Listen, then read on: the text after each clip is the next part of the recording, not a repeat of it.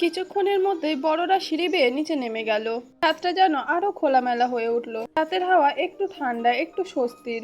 ওপরের আকাশে মেঘের ফাঁক গলে দু একটা তারা দেখা যাচ্ছে। চারপাশের বাড়িগুলোর কোথাও কোথাও হালকা আলো জ্বলছে, কোথাও আবার টিভির শব্দ, কোথাও আবার নিস্তব্ধতা। আর এই বাড়ির ছাদে রয়ে গেল মূলত ওরাই, রূপসা, বিহান, ইরা, বেলা, সায়র। বড়রা নিচে চলে যেতেই ছাদটা একরকম নিজেদের ছোট্ট রাজ্যে পরিণত হলো। বিহান চারপাশে তাকিয়ে দুহাত ঘষে বলল, এবার মেন অনুষ্ঠান শুরু। বেলা ভুরু তুলল, এতক্ষণ তাহলে কি হচ্ছিল? বিহান গম্ভীর মুখে বলল, ওয়া ম্যাপ। এখন বড়রা নেই, কেউ বকবে না, কেউ চুপ করো বলবে না, মানে এখন আমরা যা খুশি করতে পারি। সায়র হেসে বলল, যা খুশি কথা তোর মুখে খুব সন্দেহজনক শোনাচ্ছে। বিহান চোখ টিপল, সন্দেহজনক না, রোমাঞ্চকর। আমরা একটা খেলা খেলবো। ইরা সঙ্গে সঙ্গে আগ্রহী হয়ে উঠে বলল, কি খেলা? বিহান একটু নাটকীয় ভাবে বলল, আমরা খেলবো চ্যালেঞ্জ রাইড। বেলা ঠোঁট বাঁকিয়ে বলল, তুমি আবার কি খেলা আবিষ্কার করলে? বিহান মোবাইলটা পকেটে গুজে বলল, খুব সোজা, আমি সবার জন্য ছোট ছোট টাস্ক দেব।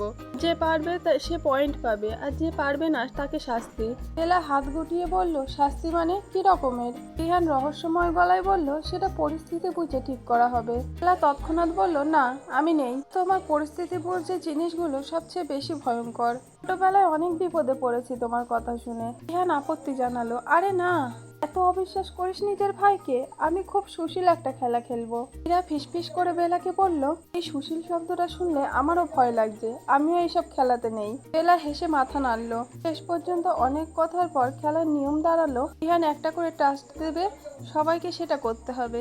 হতে পারে কোনো গান গাওয়া, কোনো প্রশ্নের উত্তর দেওয়া, কিংবা ছোট কোনো চ্যালেঞ্জ। সবাই রাজি হয়ে ছাদের মাঝখানে গোল হয়ে বসলো। ইরা মেঝেতে পা ছড়িয়ে বসলো, বেলা তার এক পাশে, সায়র একটু দূরে হেলান দিয়ে বসলো। আর রূপসা খুব স্বাভাবিক ভঙ্গিতে গিয়ে সায়রের কাছাকাছি জায়গাটা বেছে নিল, যেন বিষয়টা একেবারেই স্বাভাবিক। পুরনো বন্ধু বলে পাশে বসেছে, এতে অস্বাভাবিক কিছু আছে? বিহান প্রথম টাস্ক দিল ইরাকে, তুমি আমাকে নকল করো। ইরা হাততালি দিয়ে বলল, এ তো আমার ফেভারিট কাজ, কাউকে নকল করতে বেশ পারি আমি আর বেলা। সঙ্গে সঙ্গে সে বুক ফুলিয়ে কাঁধ পিছনে নিয়ে কপাল কুঁচকে গলা মোটা করে বলল, দেখো, ফুটবল একটা আর্ট, তোমরা সাধারণ মানুষ এটা বুঝবে না, এটা বিশেষ ক্ষমতা, অন্য লেভেলের। বিহান সঙ্গে সঙ্গে চেঁচিয়ে উঠল, এই মেয়েটা তো রীতিমতো আমাকে অপমান করছে। বেলা এত জোরে হেসে ফেললো যে প্রায় ইরার গায়ে হেলে পড়লো। একদমই সেম হয়েছে। ইরা থামলো না, এবার সে হাত নেড়ে নেড়ে যোগ করলো, আমি যদি মাঠে নামতাম অন্তত হ্যাটট্রিক করতাম। বেলা এবার হেসে কুকড়ে গেল। বিহান নাটকীয় ভঙ্গিতে মাথায় হাত দিয়ে বসে পড়ল, আমি এই ছাদে আর থাকবো না, আমার সম্মান শেষ। রূপসাও হেসে উঠল, যদিও তখনও তার চোখের এক কোণা সায়রের প্রতিক্রিয়ায় ভাবছিল। সায়র হালকা এসে মাথা নাড়ল, তো তার দৃষ্টি গিয়ে তখনও কারোর ওপর থামলো না, সোজা গিয়ে বেলার হাসি মাখা মুখটার ওপর থামলো। দ্বিতীয় টাচ এলো বেলার জন্য। বিহান বলল, তুই এখনই দাঁড়িয়ে আর্জেন্টিনার জয়ের ওপরে একটা ছোট্ট বক্তৃতা দিবি, কমপক্ষে 3 লাইন।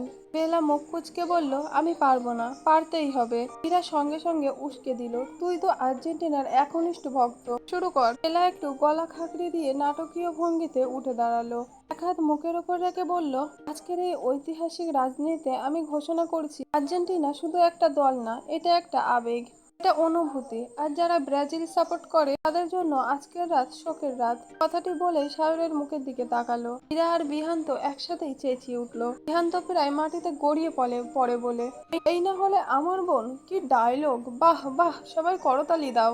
বেলা মাথা নিচু করলো, অবশ্যই। এইভাবে খেলা জমে উঠতে লাগলো। বিহানকে বলা হলো 30 সেকেন্ডে 6টা আর্জেন্টিনার প্লেয়ারের নাম বলতে।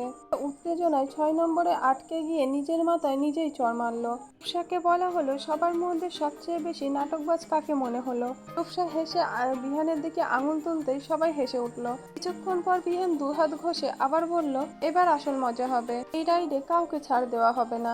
বিহান ওদের সবাইকে উপেক্ষা করে নাটকীয় ভঙ্গিতে চারপাশে তাকালো। তারপর তার চোখ গিয়ে থামলো সায়রের ওপর। সেই দৃষ্টি দেখে বেলার বুকের ভিতরটা হালকা কেমন একটা ধাক্কা লাগলো, কারণ বিহানের মুখে এই ধরনের হাসি মানেই এখন সে এমন কিছু বলবে যেটা নিয়ে সবাই মজা করবে। কি না কি বলে বসে কে জানে। বিহান আঙুল তুলে বলল, এবার টার্গেট সায়র। রূপসা একটু সোজা হয়ে বসলো, তার ঠোঁটের কোণায় আগ্রহী হাসি ফুটে উঠলো। সায়র অবশ্য আগের মতোই শান্ত, সে মেঝেতে হেলান দিয়ে বসেছিল, এক হাঁটু ভাঁজ করে আর এক হাঁটুর ওপরে রাখা, মুখে খুব বেশি ভাব নেই। কিন্তু চোখে সেই চেনা সতর্কতা আছে, যেন সে আগেই বুঝে গেছে বিহান এখন কিছু একটা বাড়াবাড়ি করবে।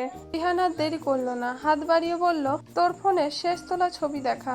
1 সেকেন্ডের জন্য সবাই নিস্তব্ধ হয়ে গেল। বেলা প্রথম কথাটা খুব স্বাভাবিকভাবেই শুনেছিল, কিন্তু শেষ তোলা ছবি কথা দুটো কানে যেতেই তার বুকের ভেতরটা হঠাৎই কেমন যেন করে উঠলো, তো কারণ ছাড়াই, কিংবা হয়তো কারণ ছিল। সায়র নিয়ে এখন যে কোনো ছোট্ট বিষয়েও তার অকারণ স্থিরতার কারণ হয়ে দাঁড়ায়। সায়র মাথা না তুলে ঠান্ডা গলায় বলল, না। বিহান যেন এই উত্তরটাই আশা করেছিল, সঙ্গে সঙ্গে নাটকীয়ভাবে চেঁচিয়ে উঠল, খেলায় নাই বলে কিছু নয়। সায়র নির্বিকারভাবে জবাব দিল, এখন থেকে আছে।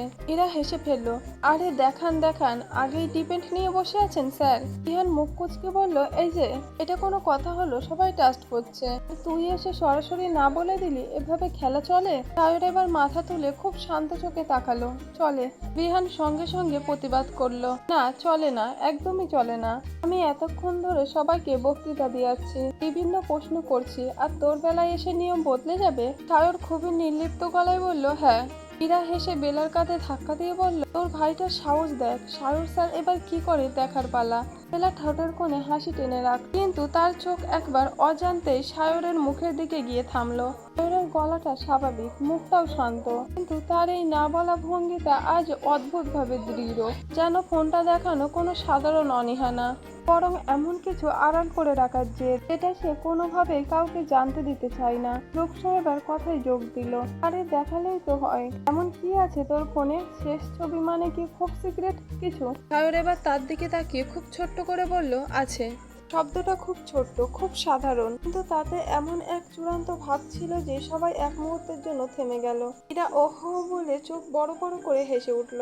বিহান সঙ্গে সঙ্গে সামনে ঝুঁকে এলো, বিহানের দু চোখ চকচক করে বলল, ও মা, আছে মানে কি? মানে সত্যি কিছু আছে? তাহলে তো আজ ফোন দেখা আরো জরুরি। সায়র কপাল কুঁচকালো, বিহান বাড়াবাড়ি করিস না। বিহান আহত মুখে বলল, আমি বাড়াবাড়ি করছি? আমি তো সত্য উদ্ঘাটন করতে চাইছি। তোর ফোনের লাস্ট ছবিতে কি আছে সেটা এই সভ্য সমাজের জানার অধিকার আছে। মীরা এবার হাসতে হাসতে বলল, ঠিক কথা, আমরা সবাই এতক্ষণ সব করেছি, এবার আপনি ফোন দেন সায়র স্যার। সায়র গম্ভীর মুখে বলল, দিব না। বিহান এবার সত্যি উঠে বসলো, আচ্ছা তুই এমন কেন করছিস? শেষ ছবিতে কি আমরা তোর পাসবুক অ্যাকাউন্টের পাসওয়ার্ড জেনে যাব নাকি? একটা ছবি তো দেখাতে হবে। সায়র ঠান্ডা স্বরে বলল, হবে না।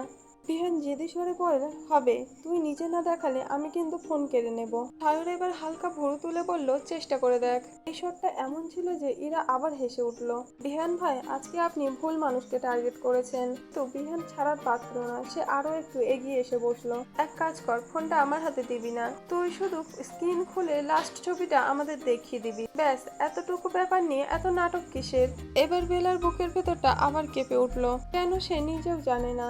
তবুও যেন মনে হলো সায়র যেন কোনোভাবেই ফোনটা খুলবে না, আর অদ্ভুতভাবে তারও মন চাইছে না যে ফোনটা খোলা হোক।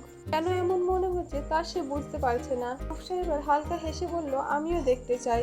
এখন তো আরো কৌতূহল হচ্ছে। বিহান সুযোগ পেয়ে বলে উঠল, দেখেছিস, শুধু আমি না, সবাই দেখতে চাই। যে এত রহস্য করে লাভ নেই, ফোন বের কর। সায়র এবার সত্যিই কয়েক সেকেন্ড চুপ করে রইল। তার চোয়াল শক্ত হয়ে আছে, মুখে বিরক্তি নেই, কিন্তু এক ধরনের সতর্কতা আছে, যেন সে খুব দ্রুত মাথার ভিতর কিছু হিসাব করছে। তার পাশে সবার মুখে তখন কৌতূহল, এরা মজা পাচ্ছে, বিহান উত্তেজনায় ফেটে পড়ছে, সে আগ্রহী হয়ে তাকিয়ে আছে, আর বেলা সে চুপচাপ বসে আছে। মুখে হালকা হাসি রাখার চেষ্টা করলেও আঙুলের সাহায্যে ওড়নার প্রান্ত মুচড়ে যাচ্ছে। সে নিজেই বুঝতে পারছে না তার বুকের ভিতরে কেন এত অকারণ ধুকপুকানি। সায়রের ফোনের একটা ছবি দেখানো না দেখানো তার এত অস্থিরতা হওয়ার কোনো কারণ নেই, তবুও হচ্ছে। শেষ পর্যন্ত সায়র পকেট থেকে ফোনটা বের করলে বিহান সঙ্গে সঙ্গে বিজয়ী হাসলো, এই তো, আমি জানতাম শেষ পর্যন্ত নত স্বীকার হতেই হবে। সায়র তার কথায় কোনো জবাব দিল না। ফোনটা হাতে নিয়ে সে স্ক্রিনের দিকে তাকালো। সেই এক ঝলক তার চোখে এমন কিছু ফুটে উঠলো তা অন্য কেউ খেয়াল না করলে বেড়াল চোখ এলালো না। বেলা সায়রের ফোনের দিকে উকি দিয়ে আটকে উঠলো, কারণ স্ক্রিনে ভেসে আছে তারই ছবি। বেলা হতবাক দৃষ্টিতে ফোনের দিকে তাকিয়ে রইল, চোখ কষলে আবারও ফোনে তাকালো, কিন্তু এখন আর ছবিটা নেই, সে কি তবে ভুল দেখলো? তাই ইরার সঙ্গে যখন খুনসুটিতে মত্ত ছিল বেলা, ছাদের নীল সাদায় আলোয় তখন তার মুখটা অদ্ভুতভাবে উজ্জ্বল লাগছিল। আর কপালের পাশে এলোমেলো চুলগুচ্ছ হাওয়ায় উড়ে এসে বারবার মুখে ছুঁয়ে যাচ্ছিল। চারপাশে সবাই যখন নিজেদের আনন্দে ব্যস্ত, ঠিক সেই মুহূর্তে সায়র অজান্তে ফোন তুলে সুন্দর একটা মুহূর্ত ক্যামেরা বন্দি করে ফেললো। কেন বেলার ছবিটা তুললো সে নিজেও জানে না। আর এখন সেই ছবিটাই তার ফোনে শেষ তোলা ছবি। এক মুহূর্তে সায়রের ভিতরটা কেমন টনটন করে উঠলো। ফোনটা যদি এভাবেই সবাইকে দেখায় তাহলে সবার চোখ পড়বে আগে বেলার মুখে। বিহান সঙ্গে সঙ্গে খোঁচা দেবে। এরা অবাক হবে, রূপসা নিশ্চয় কি না কি ভাববে। আর বেলা কি করবে সে ভাবতেও চায় না। কিন্তু এই অস্থিরতার সামান্য ছিটে ফোটাও সে মুখে ফুটে উঠতে দিল না।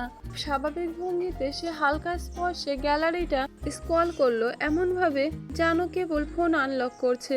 তারপর খুব ঠান্ডা মাথায় শেষ ছবিটার পরের ছবিটা খুলে বের করলো। সেটা ছিল বিহানেরই। বিকেলের আগে পতাকা জড়িয়ে ধরে লাফাচ্ছিল।